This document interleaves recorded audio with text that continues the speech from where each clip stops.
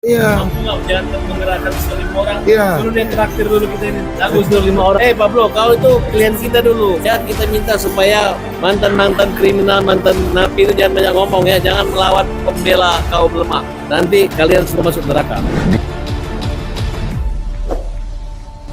Menurut gue ya, satu sisi ya, sebagai seorang mantan narapidana itu jauh lebih mulia karena adanya sebuah bentuk pertobatan yang dilakukan oleh seseorang gitu ya. Itu wajar, orang semua punya masa lalu gitu ya. Dan ditambah lagi, bukannya Farhad Abbas belum pernah menjadi seorang terpidana, tapi hampir menjadi orang yang duduk di ruang persakitan itu hampir gitu ya.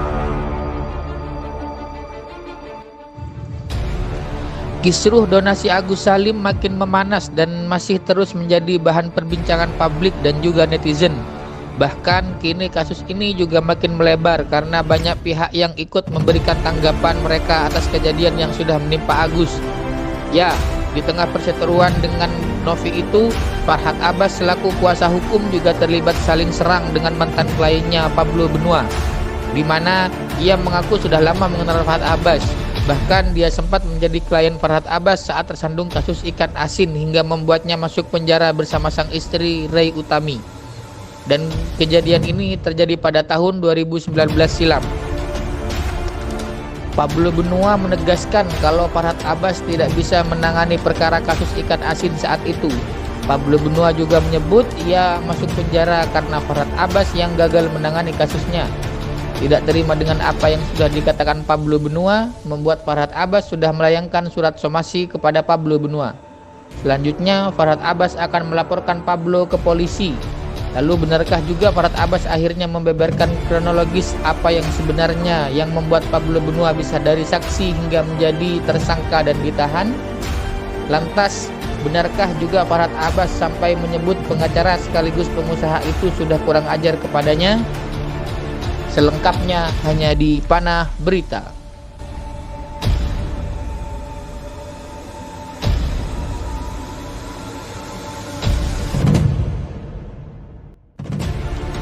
Ada solusi nggak sih buat permasalahan dari Novi sama Agus? Solusinya Farhad Abbas mundur. Jangan banyak ikut campur. Dia sebenarnya secara gak langsung sedang mempermalukan dirinya sendiri kan. Dia katakan bahwa Pablo itu dulu klien kita katanya. Terus dia sebut bahwa mantan kriminal ya atau mantan narapidana ya jangan ikut ngomong apa segala macam intinya gitulah ya. Ya itu intinya dia sedang mempermalukan dirinya sendiri gitu kan. Kenapa? Karena gue bisa jadi narapidana gitu berarti ada apa dengan pembelaan yang dia lakukan tuh. Kembali lagi, dan itu nggak usah diomongin sama dia, semua orang juga sudah tahu itu pernah kejadiannya. Menurut gue ya, satu sisi ya, sebagai seorang mantan narapidana itu jauh lebih mulia karena adanya sebuah bentuk pertobatan yang dilakukan oleh seseorang gitu ya. Itu wajar, orang semua punya masa lalu gitu ya. Dan ditambah lagi, bukannya Farhad Abbas belum pernah menjadi seorang terpidana, tapi hampir menjadi orang yang duduk di ruang persakitan itu hampir gitu ya. Farhad Abbas sudah hampir, seperti kasusnya dia di Ahmad Dhani itu hampir karena sudah sempat kalau nggak salah saya membuat dia itu mentersangkakan dia gitu ya, bahkan dia akhirnya minta maaf dan damai selesai. Lalu yang kedua juga dengan kasus dia dengan bapak angkat saya Pak Anton Medan itu kan, dia juga minta maaf, dia datang dia minta maaf, saya nggak mau minta maaf gitu ya, saya nggak mau minta maaf karena bagi saya seorang yang punya harga diri ya harus tanggung dengan segala macam konsekuensi perbuatannya. Untuk apa ngomong berkeras-keras dan ujung-ujungnya minta maaf? Nggak ada lah, jalan terus gitu.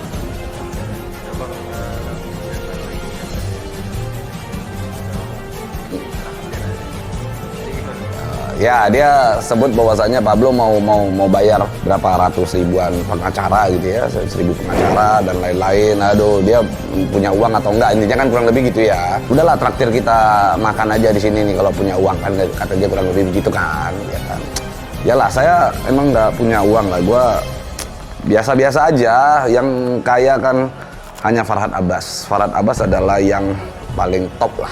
Kalau gua cuman butiran Rinso.